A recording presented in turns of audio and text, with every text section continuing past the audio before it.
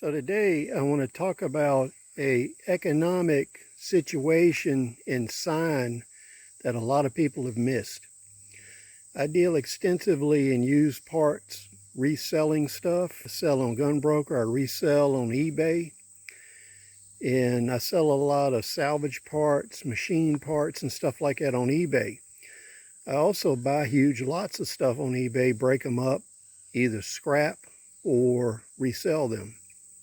Now, what I've noticed on eBay is it is a precursor signal of the economy.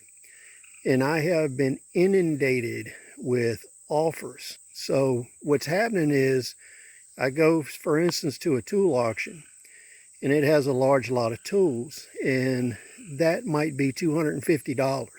And I'm getting offers from sellers in the neighborhood of $150 to $175.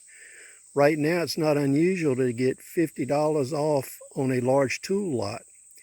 And to do that, all you have to do is save the item in your watch list.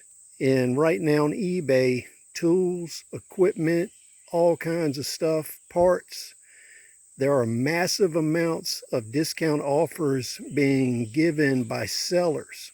So if you need tools, if you need spare parts, now's the time to do it.